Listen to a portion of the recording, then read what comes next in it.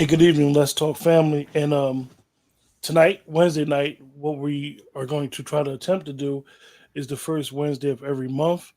We're going to attempt to talk about men dealing with trauma. And in our second episode, which technically is our first episode, Basim and myself is going to talk about men in toxic relationships. Good What's going evening, on, bro? everybody. Good evening. Good evening. My name is Basim Abdulaziz. I am the owner of Development Life's New Direction LLC. I help individuals maneuver their way through trauma because many of us deal with trauma. We were born into trauma. Some of us, every day we walk outside our door, we embrace some type of trauma. So I help individuals that are ready to receive help get the help that's necessary so they can live a happy life. Great. Yeah, we was having a discussion that I want to behind the scenes that I want to talk about. Um, Understanding what is toxic, because we've a lot of times we've heard new words and new phrases that jump in the lexicon, and it's like they're prevalent. So most people be like, oh, you're narcissistic, this, that, and third, and they try to put a behavior or an assessment on an individual that may or may not be true. So because this is the topic of our discussion once a month, I want to ask you, what is toxic? What is that? Well, toxic is those that show up in unfamiliar behavior. For instance, uh, most of us tend to have normalized certain behaviors, and when people come and they're not acting in a normal way, we look at it as being toxic. Okay.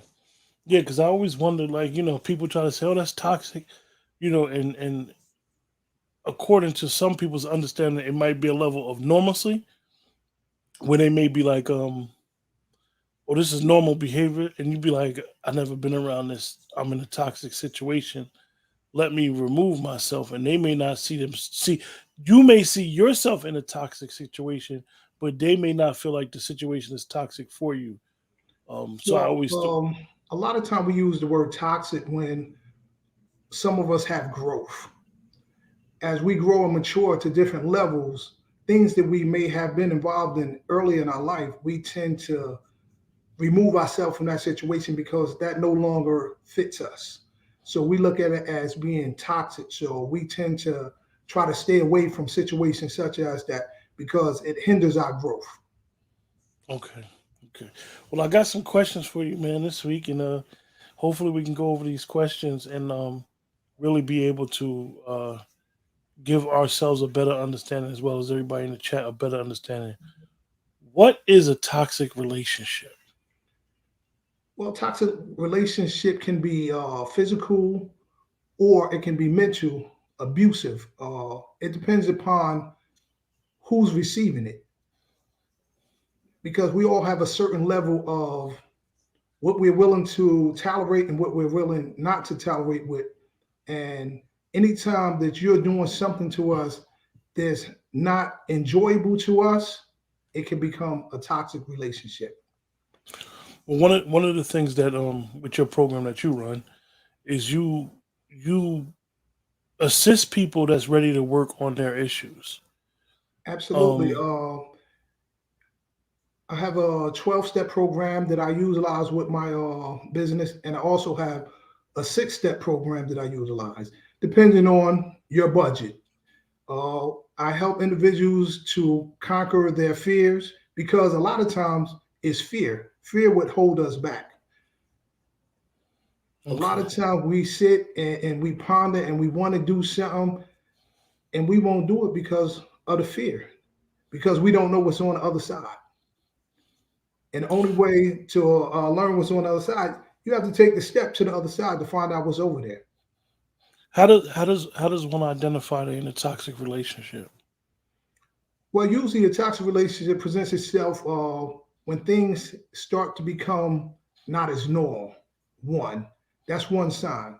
If you used to your wife, your girlfriend, when you come home, a hug and a kiss, and all of a sudden there's no hug and a kiss when you come home. That is a telltale sign. When you start finding yourself, because your home situation is not that great, you tend to, anytime there's overtime at the job, you want it. You don't want to be home. Yeah. Somebody having a party, I'm gonna stay at the party. I'm gonna get drunk. I'm gonna come home. I'm gonna go to sleep. I don't have to deal with her. So it's basically become your wife, like you said, your wife or girlfriend or whatever. You basically or your mate. You basically just becomes your roommate at that time. You don't even live Right. with You them. you went It's from a loving relationship. You enjoying each other's company to the point. Look, when you see each other, fire might hit your eyes. Like, I can't stand her. And it's something that a lot of people find themselves into nowadays. And one of the number one reasons, and I teach that in my course, is communications. A lot of time we have bad communications. We tend to talk to everybody but the right person. If you're not talking to the person that you're in a relationship with, you're talking to the wrong person. Your girlfriend, she can't help you because she's not in a relationship with you. mm, If he's talking to his male friend, he can't help him. He's not in that relationship. So we have to learn that we have to start communicating with one another in order for us to solve problems. Because I might not know it's a situation if we're not communicating.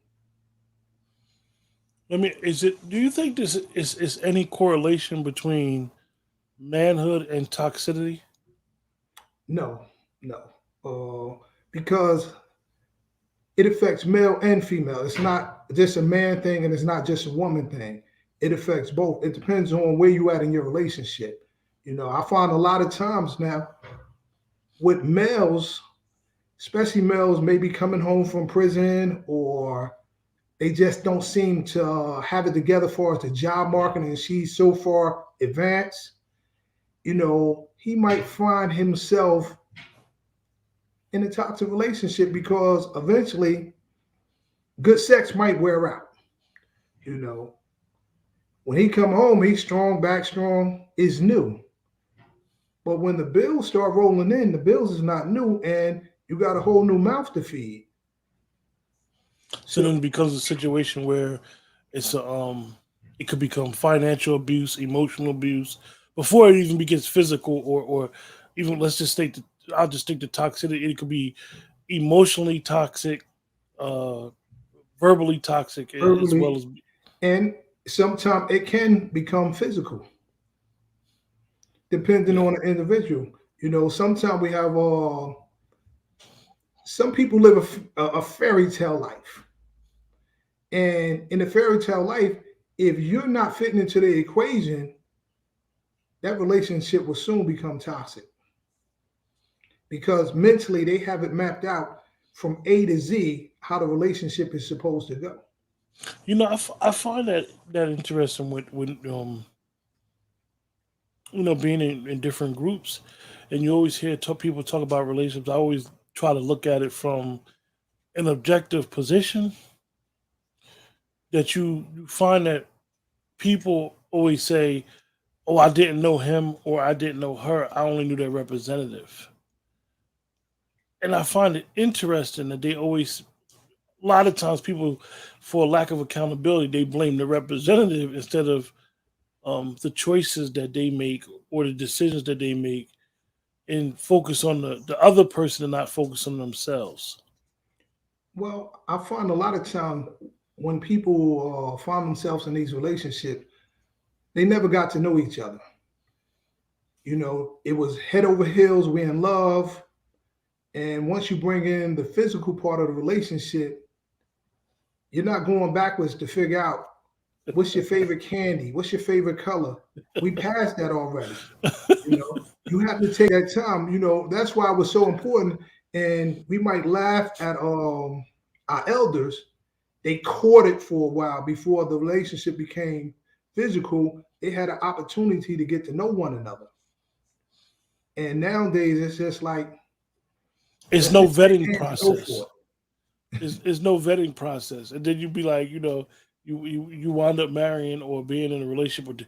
and I've seen it a lot with the people having kids with people that you did all this with somebody that's your total opposite. Y'all have nothing in common. Um, so much so that this person might be a vegan and you might eat meat, and they don't even want meat in the home. Absolutely. That's just like I live in a home. There's no pork in my house, you know. But because me and my wife know each other, that's something we agreed upon, Yeah, you know. yeah, And yeah. this is what has to happen. We have conversation daily. You know, we take time out and we constantly learning new things every day. Without learning new things, you're defeating the purpose of a Yeah, I like to relationship. say. I always like to say a relationship is two imperfect people living together to try to Well, live perfectly together. absolutely, but it's all about the growth because each day you're supposed to get together and grind out together so you can grow. And what happens a lot of times when people start growing, that's when a relationship becomes toxic because they're not growing. One person might be having a growth spurt while the other individual is just stuck. Yeah. Oh, do you do you? And this is kind of like a weird question I got for you. Do you believe staying is not as bad as leaving?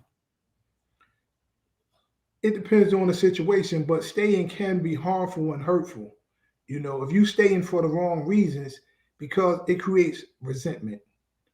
You know, you got some men, I'm staying for my kids, but you resenting it the whole time and you really not doing your kids any justice because they see you in your companion in turmoil all the time.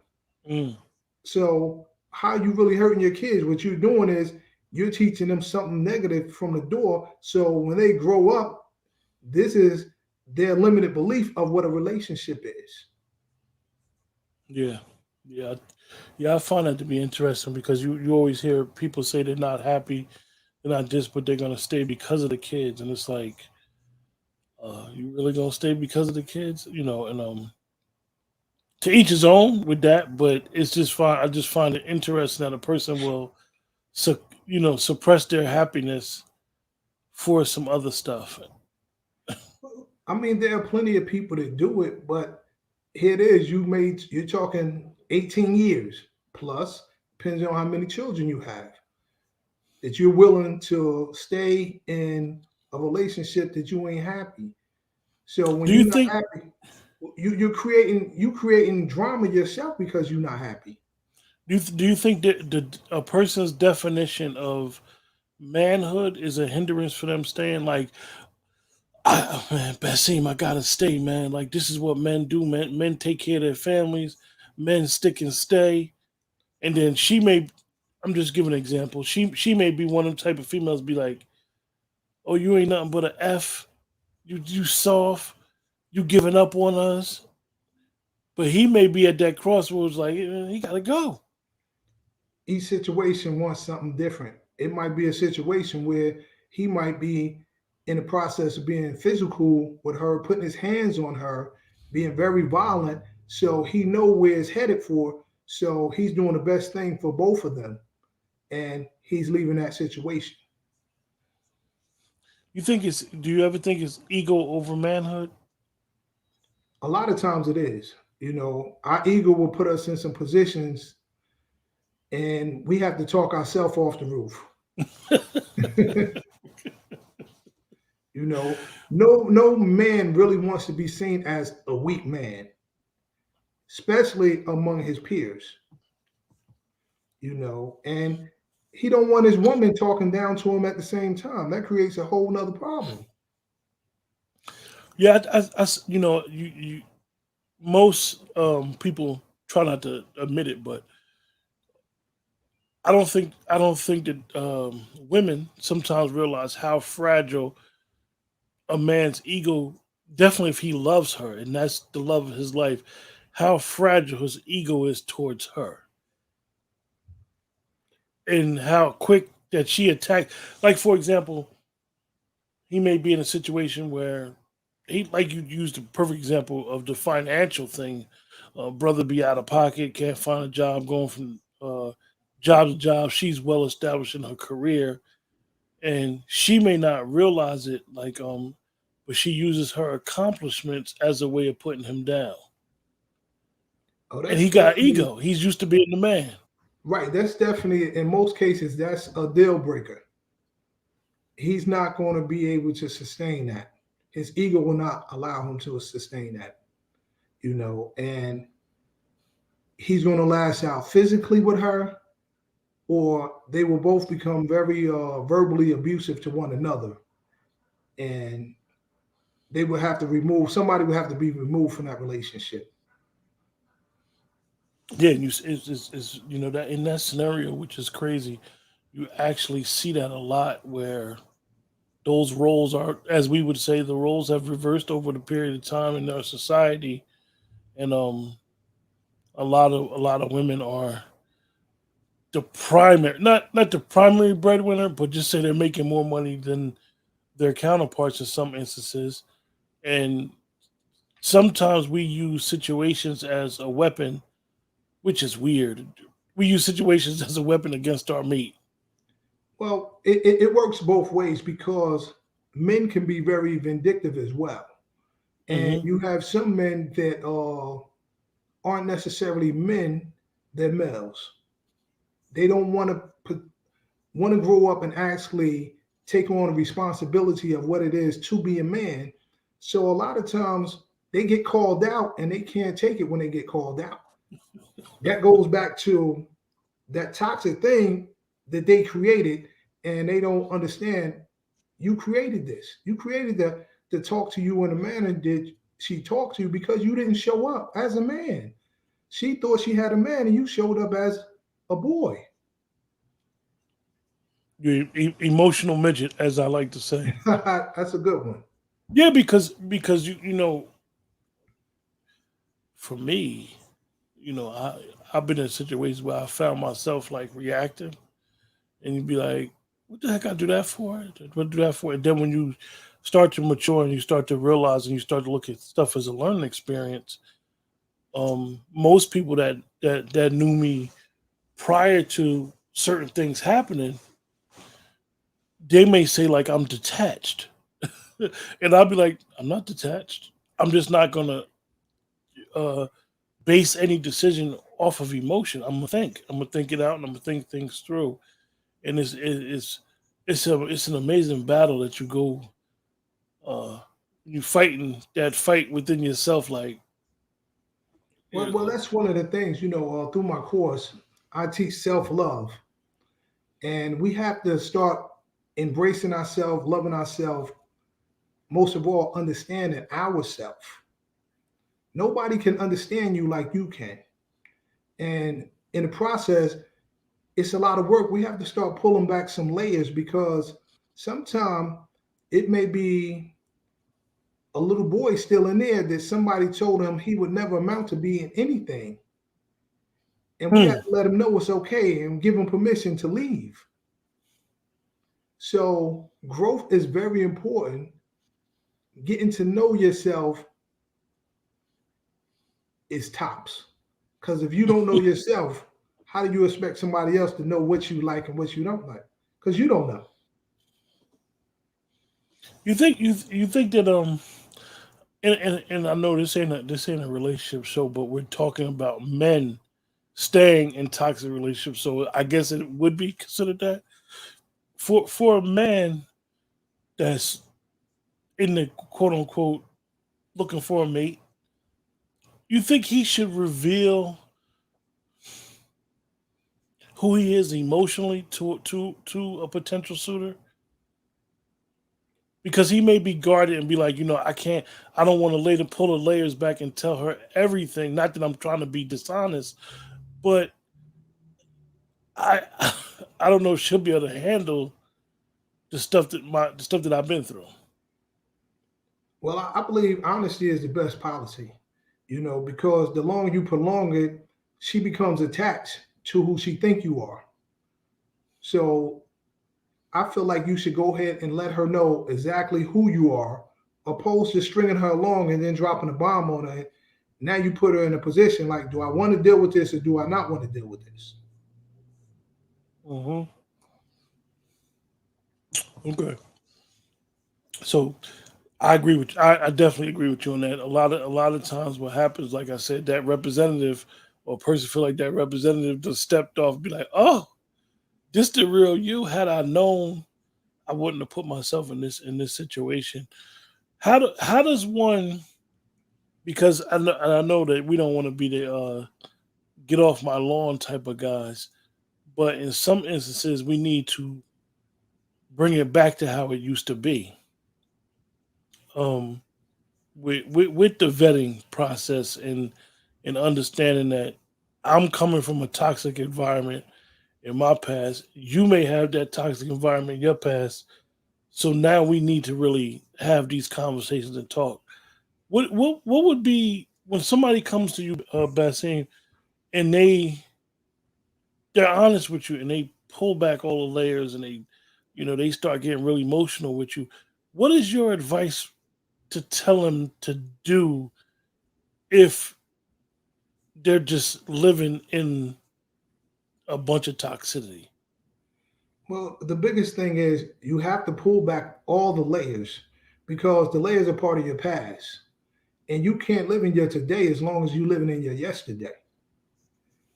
So you can't possibly even prepare for tomorrow because you haven't made it to today yet. So what's best is to go ahead and pull them layers back, embrace what you need to embrace in order for you to move forward. And in so many cases, like we talking about men staying in toxic relationships, and anybody in the chat that has any questions for Basim or myself, um, Basim will answer the questions, or I'll try to answer the questions as best as possible. Um, Absolutely. But if you like what's going on, drop some ones in the comment. Just drop some ones and let us know you there. Let us know you enjoying yeah, what's going on. yeah. Um, and I'm using your you was telling me about prior to the show, the right. The thing that I wanted to ask you was,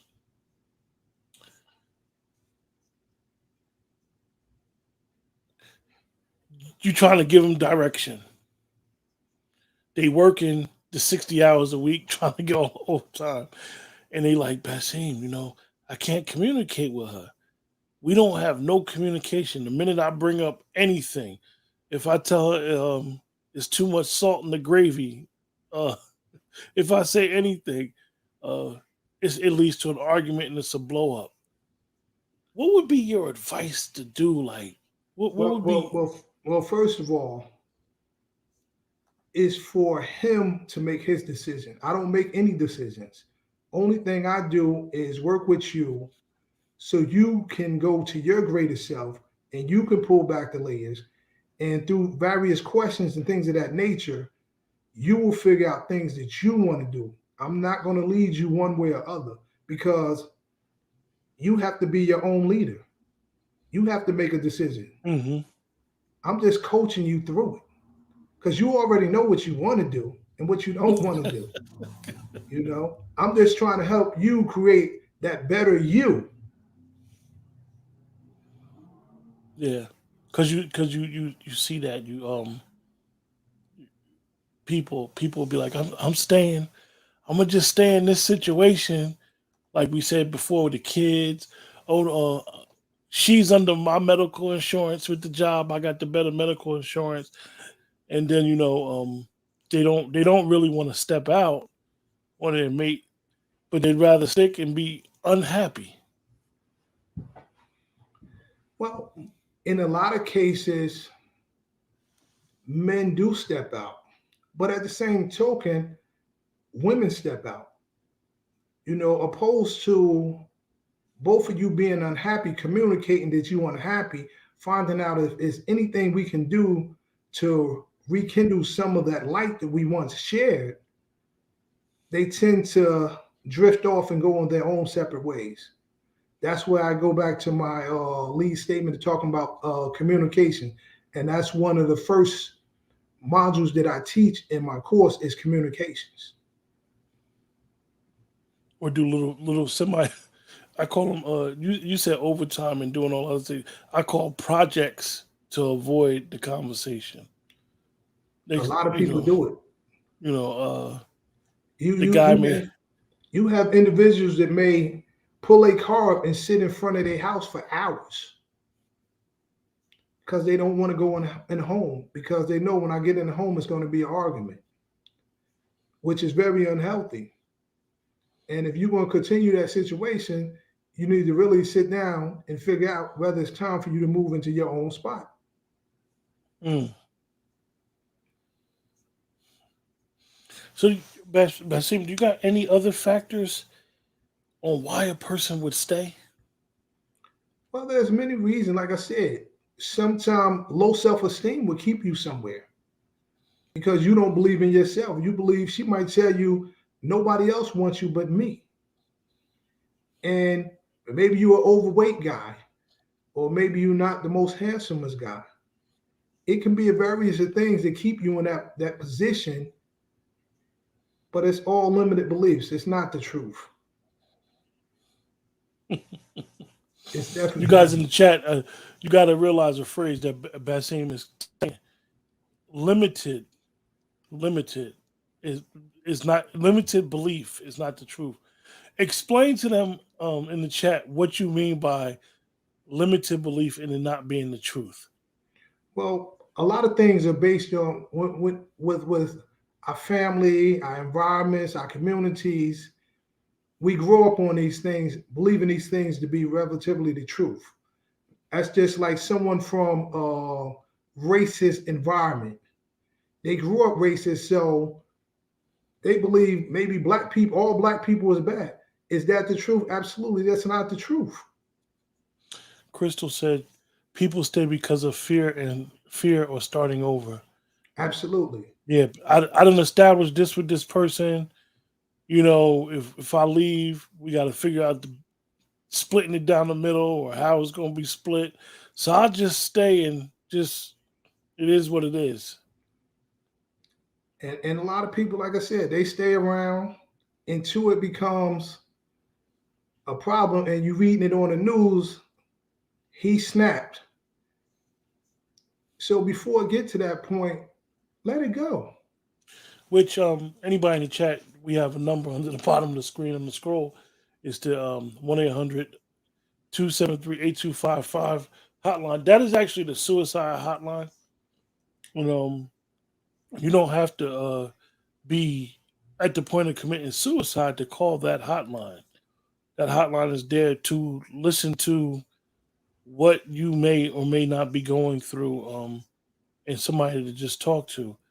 Because, like Basim said, that sometimes in many cases people stick and stay, and then they quote unquote snap.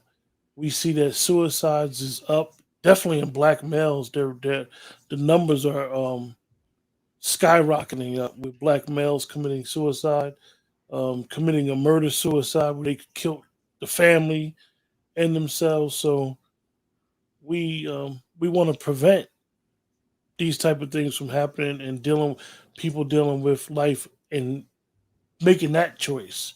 So the number is 1-800-273-8255.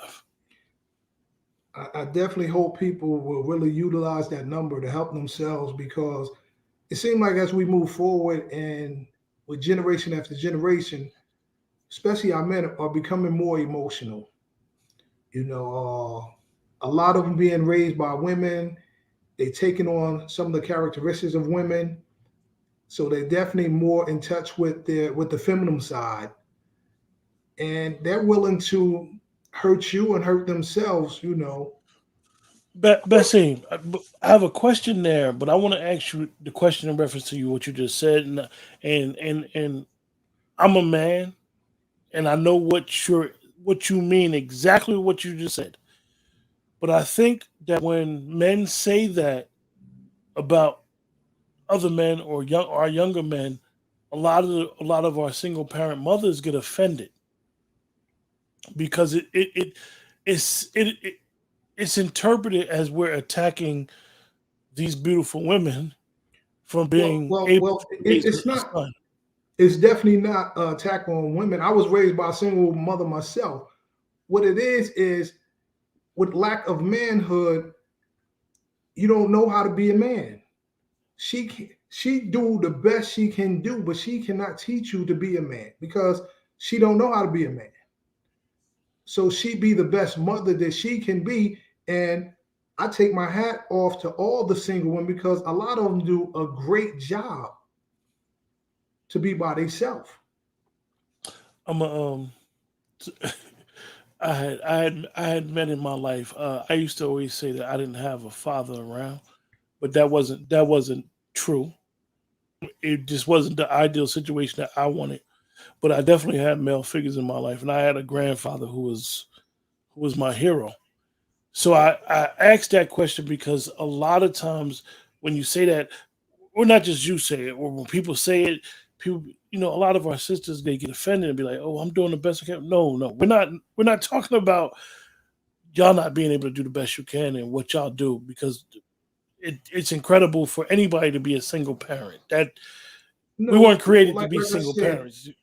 what it is the lack of having that man in his life to teach him the various things of being a man. You know, wipe your wipe. For instance, wipe your penis when you finish urinating. She's not going to tell him that because she don't know that. Teach him how to wash himself properly as a man. She don't have them same parts, so she don't know that. So it's definitely not to throw bricks at her or anything. It's just letting it be known that there's no man there. So he has taken on some of her characteristics, and it's fine. We got a couple questions up here. I'm gonna read this one to you. Okay. Why do people keep secrets in the whole relationship? Well, most people tend to keep secrets due to the fact they're afraid of revealing their true self. And if he really likes you or she really likes him, a lot of times they show up as who they believe you want them to be. And they won't do anything to shatter that. So if it's holding on to a secret, they're gonna probably take it to the grave. Well, I was gonna say trust as well. Someone else asked, excuse me, why do people run away from love? Example: when you have never had someone treat you with respect, speak life into you, or push you to want more for yourself, then push them away out of fear or lack of trust. Well, you kind of answered your own question there. Sure did. But definitely people will sabotage a great relationship because they're not used to having something good. They think it has to be some type of bad joke being played on me. So I'm gonna sabotage this because he or she is just too perfect for me. Somebody else said hello to the room and hello to you, boss. If you on Facebook, one of the things with StreamYard you have to do is give StreamYard permission to use your name. So uh, that same scene, somebody say hi to him, but he don't know who it is because you haven't let Facebook. Facebook is not authorized to just give StreamYard your name, so you have to give them permission. Somebody else said self sabotage is hidden trauma. Oh, uh Absolutely, it is.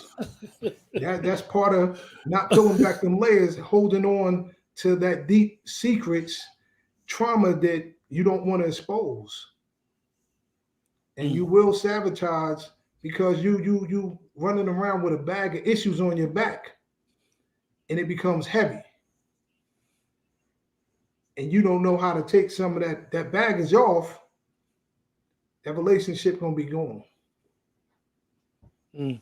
And I believe that's very common in like as we say the courtship phrase where you meet somebody and you feel like they have higher standards than you have, so now you're trying to back away from the situation Like now you started sabotaging, doing all types of stuff instead of being honest and being like, yo, I'm not ready to commit to someone like you because I don't feel as though, my insecurities uh are a hindrance for me. I mean that one being insecure, and I know that's a whole different topic, Well, Bassine. at the end of the day, is opposed to saying I don't feel I'm acquitted to be with someone like you. Why don't you open up and share? Why don't you teach me how to be have higher standards? Because life is about learning, and so often we forget life is about learning. Nobody knows everything. Somebody's going to teach you something practically every day. You're going to learn something new. And why not learn something new in your relationship? Someone said maintaining an image is a big part of the problem. That's the Oh biggest yeah. part of the problem. That's that limited belief. We run around here living that lie. For you guys in the chat, I smile when Bassine say limited belief and not the truth. Is so on point his phrase that when he first said it, it's like boom, like limited belief and not the truth because like we have these value systems that some of us may have been raised with that are so far from reality of the truth that you be like, well, I thought this was love, and I was asking Bassine behind the scenes, you guys in the chat, for an individual who was raised in the bedrock of toxicity, like all types of drama in the home, as we would say nowadays, a broken home, all types of stuff around him. Now he goes, I'm gonna just use him as an example. He goes and he meets somebody that never lived in that type of environment. He might not think it's toxic. He might think it's normal. So Basim has said, what is it again? Unlimited belief, limited belief, and not the truth. Not the truth. When you take yourself and put yourself in a situation that you grew up in, you might think it's normal for your whole family to live in a house. That's not normal. Yeah. You got your aunt, your grandma, everybody, 10 kids in one room, and that's normal to you. But that's probably due to your situation. Oh, somebody on Facebook then came with the knockout blow by saying, Okay. "Look at this question. This is a key question too. I see this question a lot in a lot of groups. Raised off survival, and they raised off love. Woo, woo. That's deep. I'm gonna ask that person on Facebook a question who asked the question. I want to ask you a question. How does one know what survival is or what love is at that point? Survival becomes an instinct. And once again, love is what we believe makes us feel good. Mm, interesting answer. Because we do what we believe is necessary in order for us to survive. And we love what we like. But that's another subject. I'm not going to go there because sometimes we have to understand the difference between a love and a like. They two different things, but sometimes they can become confused. Yeah, because my thing was a person may say, "Well, I was raised off of love."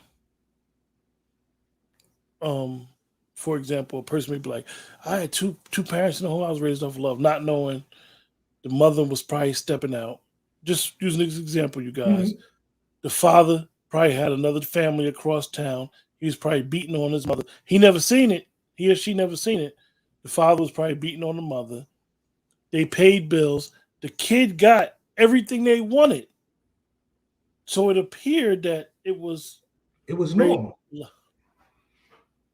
Go ahead, Bessie.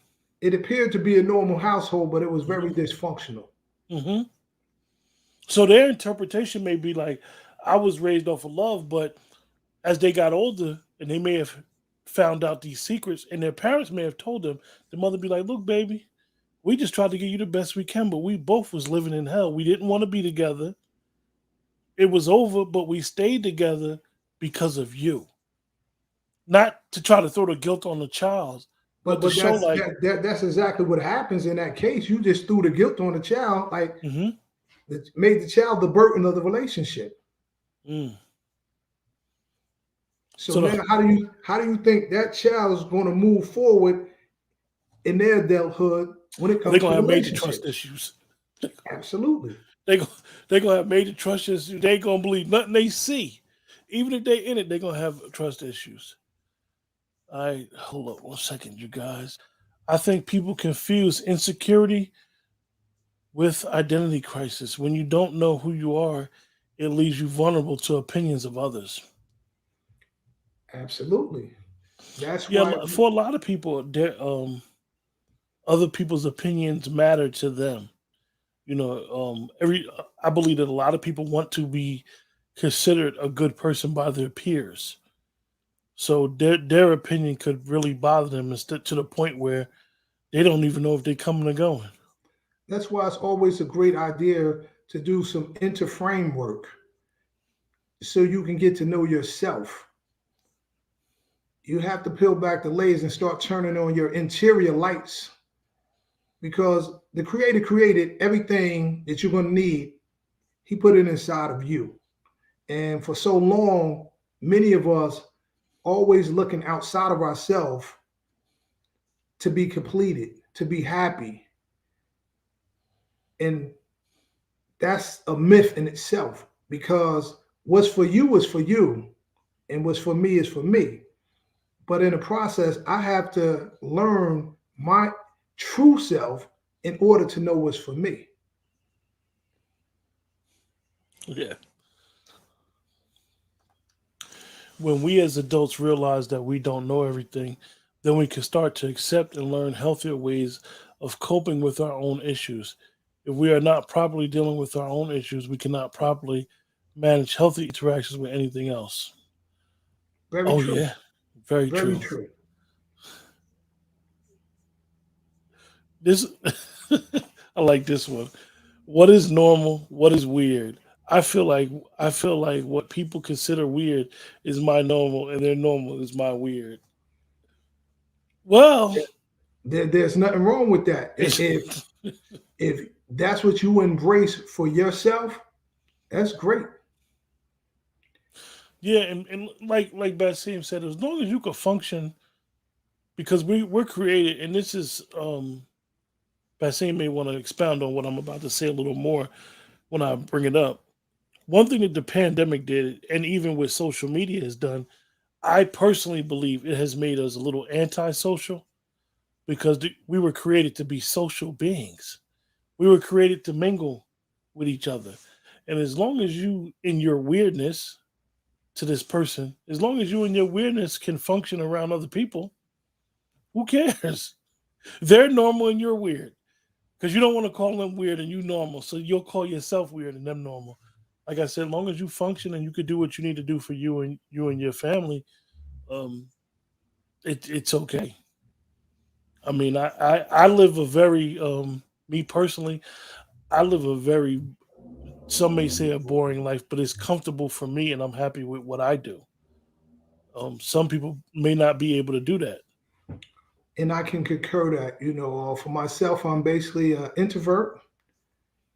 And this is me stepping out of my inner self to the world. And it's okay.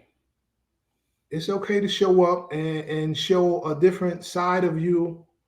But for the most part, I don't mind spending time with myself because it gives me opportunity to actually dig deeper and learn myself, which is great. Mm, good question coming up here. Getting to know ourselves from our own perspective can still pose a problem. How does one learn to know themselves truthfully without filter of their own distorted perception? Whew, whew. Got to take psychology 101 for that question. Yeah, you do, right? But the key is actually like, for me, meditating, breathing, looking at things that are more nutritional, mental and physical. And first of all, you got to be honest with yourself. As long as you trying to show up how you want people to perceive you, you're constantly defeating the purpose of saying you're getting to know yourself because you're not. You have to live in your truth. One of the things that I could answer that question only from experience. This is not a clinical answer. This is an experience answer. You can know yourself by learning what you like, what makes you happy, and then realize when what makes you happy, and being objective in your thoughts, you start to understand and respect other people's positions, even though you may not agree with them, and that comes with a level of maturity of tolerance and forbearance, being able to forbear. Like you go to a job and everybody says about the job, well, everybody has a job snitch, right? But the job snitch may like you. You may not like the quote unquote job snitch or what they do around supervisors. So you forbear who they are for the greater good. I'm just trying to get to work so I can take care of my family. So that's a good way of understanding yourself because you may feel like I said, you may be so straightforward that you don't think you could tolerate that. But then like when you in them environments, like the and it's funny because I've referenced this interview plenty of times. And it's an interview that Nikki Giovanni and James Baldwin did. And she told him, you need to come home and lie to me. She basically told him, and I find it interesting because Nikki Giovanni and James Baldwin are two of our iconic figures in the black community. Mhm. Nikki Giovanni and James Baldwin both were LGBTQ, but they were able to give us a lesson about relationships and being able to forbear a bad situation for the greater good. So for you guys in the chat, make sure you look at that interview. Me personally, I gained so much from that interview. I know that the clips was out frequently, but if you could find the whole interview on YouTube and think about what she said to him. She said, "Yeah, you're supposed to come home and lie to me." That's deep. Yeah, for the greater good. So be able to forbear dealing with those situations, and those situations haven't really changed since then to now. Being able to forbear to take care of your family. I'm quite sure a lot of us have occupations that we don't like, but we forbear that and we learn a lot about ourselves. So that's what I would suggest for that person to really get to know who they are. Yeah, she basically was saying, "You get that white man grace, so give me some grace too." Yeah, yes, sir. Yes, give me some grace too. You ain't lying about that one. And it was deep. It was a lesson, and it was a lesson, and I hope that that interview stays with us as long as humanity exists, and we continue to benefit from. She's still alive. We continue to benefit from Nikki Giovanni and continue to benefit from James Baldwin's work. Somebody said sometimes we can get to learn ourselves from other people. Yes, we just have to learn to know what to keep and what's to throw away. I agree somewhat, and somewhat I disagree because sometimes we get lost in other people in their journey, and we end up abandoning our own journey.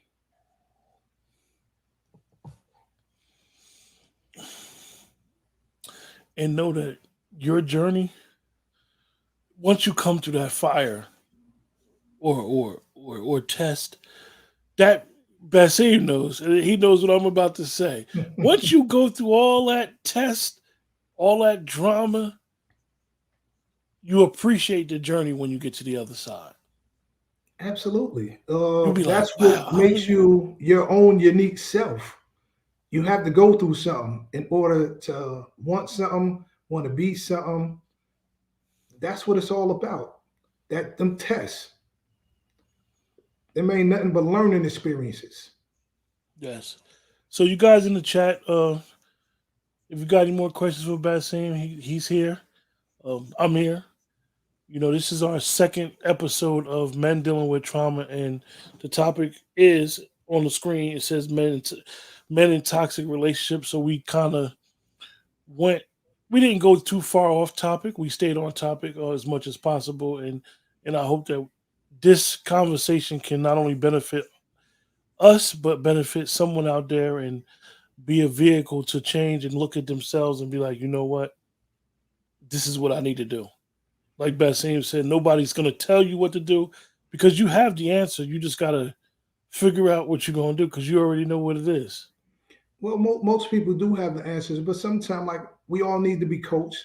You can be a NFL player, great as you want to be, but that coach on the sideline, he sees things in that you can't see, and he can tweak your game to take it to that next level.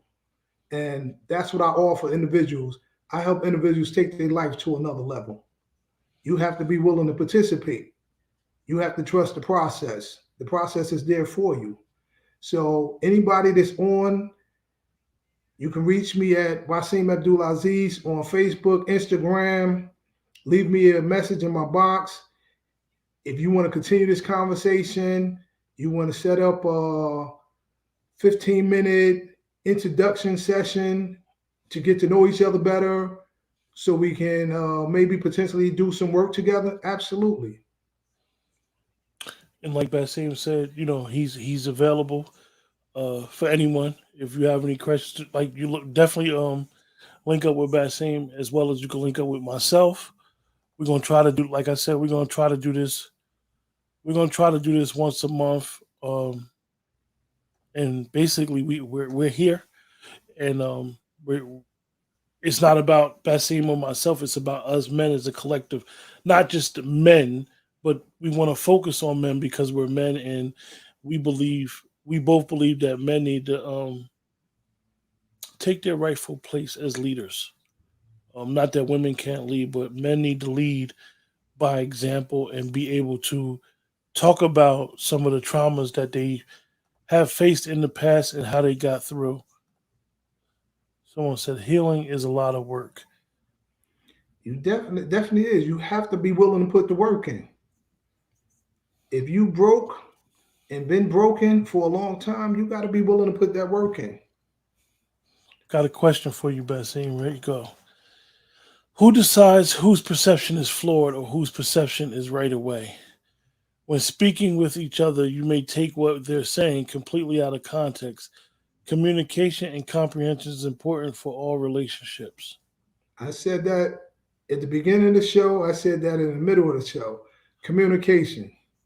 We must communicate, and we have to learn how to communicate effectively. Not just communicate, we have to communicate effectively in order for both parties to come to an understanding. That's right. Be the example and leader of your family. Absolutely. So, you guys, this concludes our show. Like I said, reach out to Basim Abdul Aziz. He's on Facebook as well as Instagram. What's the number to the spot? And you can reach me at 908 416 2934. Yeah, for any assistance. Uh, and we will have, hopefully we'll have another show the first week of April. We're gonna try to do this once a month, like I said, and if we get bigger, if more people want us to do a show, we might get stretch it to twice a month. It's up to you guys um, as well. Remember, like, share, subscribe, tell a friend, and tell a friend. Like I said, we're just here, just having a conversation amongst brothers. So if you know somebody that would like to join the conversation, tell them to reach out to Basim, and we'll figure out something on when we could get them on as well.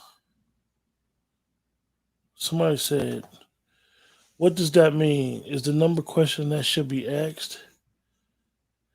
I'm not. I'm confused by the question. I'm confused by the question. With that, everybody have a blessed night. Take care. And until next time, we out.